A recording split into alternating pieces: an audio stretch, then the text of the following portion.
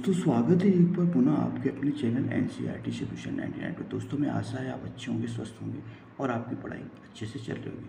दोस्तों आप हमारे चैनल में पहली बार विजिट ही हैं तो आप हमारे चैनल को लाइक कर दें, दोस्तों सब्सक्राइब कर दें, ताकि आपको जो है नए नए वीडियो आपको प्राप्त होते रहेंगे। दोस्तों आज हम जो है प्रश्न क्रमांक जो है 81 से लेकर के 120 तक के प्रश्नों को दोस्तों देखेंगे। पिछले सत्र में हमने दोस्तों पिछले हमने जो है 18-20 प्रैक्टिस सेट आपको प्ले लिस्ट में डाल दिए हैं। आप चाहें जाकर वहाँ उनका अवलोकन कर सकते हैं। दोस्तों स्टार्ट करते हैं प्रश्न क्रमांक 81 से। दोस्तों हार की पहला प्रश्न दिया तो हार की जीत कहानी के दोस्तों लेखक बनाना है। तो दोस्तों हार की जीत एक महत्वपूर्ण कहानी है दोस्तों। इसके लेखक है विशंबरनाथ शर्मा कौशिक, इसको आप याद रखेंगे। दोस्तों इनमें से कौन सा नाटक भारतेंदु जी का नहीं है दोस्तों?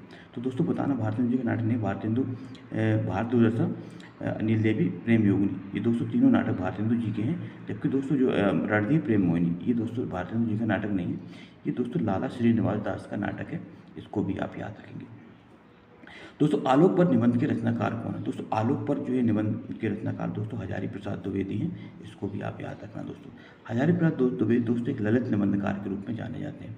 दोस्तों उन्होंने कुछ उपन्यास भी लिखे हैं, बाणभट्ट की आत्मकथा, चारुचंद्र लेख, पुनर्भव और अनामदास का पौधा। दोस्तों इनके महत्वपूर्ण उपन्यास हैं हजारी प्रसाद द्विवेदी के, ये भी आप याद रखेंगे दोस्तों।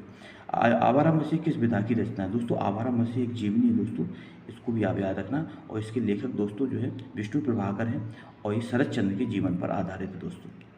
इनमें दोस्तों इनमें से कौन सा लेखक जीवनी लेखक नहीं है? तो दोस्तों जीवनी लेखक आराम विलास शर्मा, अज्ञेय, अमृत राय और विष्णु प्रभाकर। तो दोस्तों इसमें अज्ञेय जो है जीवनी लेखक के रूप में नहीं जाने जाते हैं, बाकी सभी तीनों जो है दोस्तों जीवनी लेखक के रूप में जाने जाते हैं। क्योंकि प्रेमचंद का कौन सा उपन्यास दोस्तों गांधीवाद से प्रभावित है? तो दोस्तों जो प्रेमचंद का जो रंगभूमि उपन्यास दोस्तों ये गांधीवाद से प्रभावित है, इसको भी आप याद रखना। आंचलिक उपन्यासों का प्रवर्तन दोस्तों किसने किया था? बहुत ही अहम क्वेश्चन दोस्तों।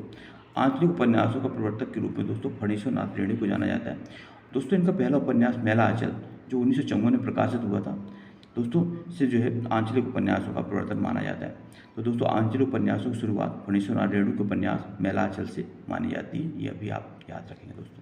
हिंदी साहित्य के पहले रिपोर्ताज लेखक कौन है? तो दोस्तों हिंदी साहित्य के पहले रिपोर्ताज लेखक दोस्तों शिवदान सिंह चौहान है, इसको भी आप याद रखना। हिंदी साहित्य के पहले रिपोर्ताज दोस्तों ये फ्रेंच भाषा का शब्द है, इसका अर्थ होता है रिपोर्ट।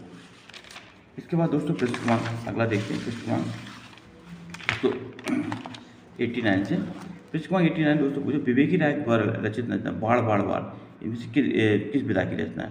दोस्तों विवेकी द्वारा रचित बाढ़ बाढ़ बाढ़ दोस्तों ये आपकी रिपोर्ताज साहित्य से संबंधित रचना है दोस्तों। इसके बाद दोस्तों हमारी यात्रा के यात्रा वृतांत कौन है? तो दोस्तों हमारी यात्रा के यात्रा वृतांत दोस्तों यशपाल जैन है, इसको दोस्तों आप याद रखेंगे। अमृत रेखाएं के संस्मरण रेखा चित्र कौन है? दोस्तों अमृत रेखाएं की जो रचनाकार है वो तो सत्यवती मलिक है। अमृत रेखाएं के संस्मरण रेखा चित्रकार सत्यवती मलिक।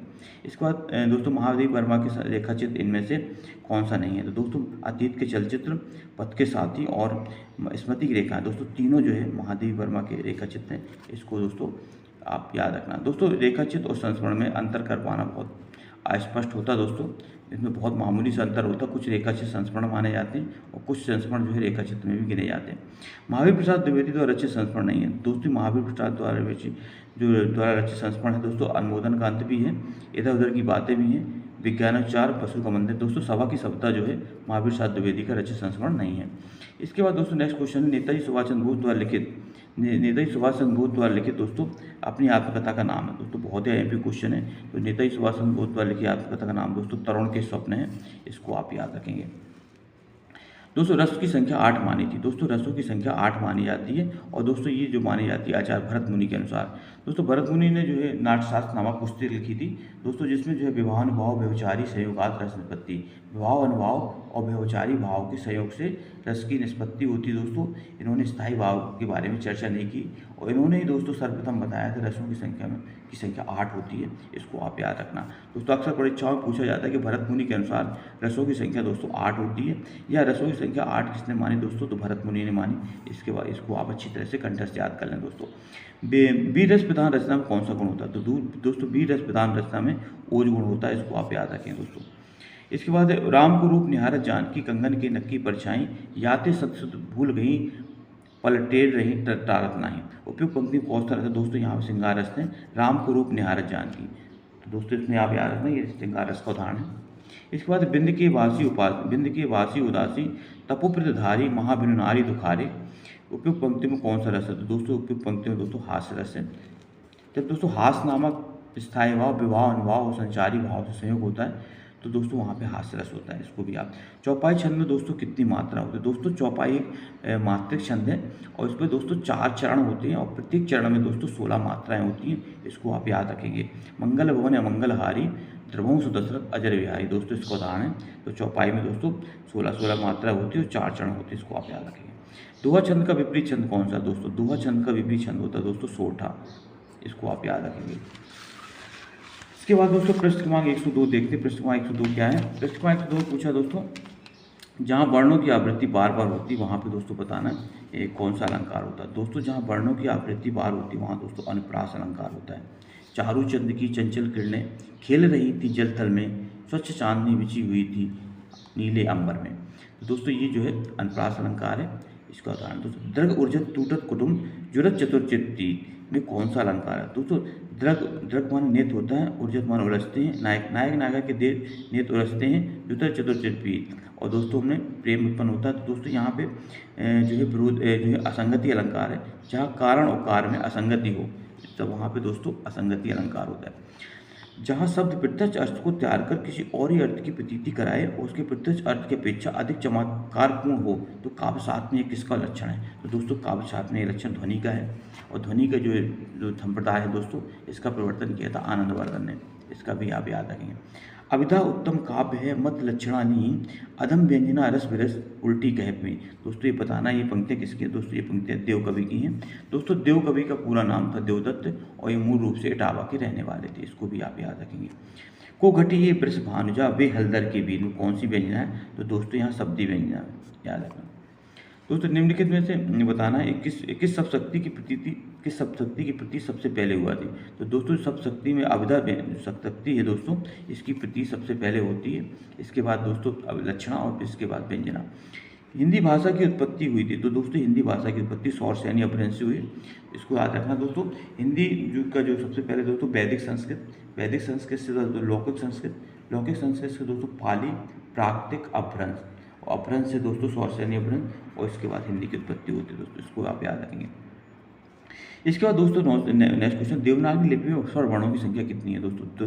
तो दोस्तों देवनागरी लिपि में जो स्वर्ण वर्णों की संख्या दोस्तों 11 है और व्यंजन दोस्तों 33 है 33। इसको आप याद रखेंगे। स्वरों की संख्या 11 और व्यंजन दोस्तों 33 है। इसको आप याद रखेंगे। इनमें से पश्चिम हिंदी की बोली कौन सी नहीं है, तो दोस्तों पश्चिमी हिंदी में ब्रजभाषा भी आती है दोस्तों, कन्नौजी भी आती है और बुंदेली भी आती है, जबकि बघेली दोस्तों पूर्वी हिंदी में आती है। पूर्वी हिंदी में दोस्तों 3 बोली आती है, अवधी, बघेली और छत्तीसगढ़ी।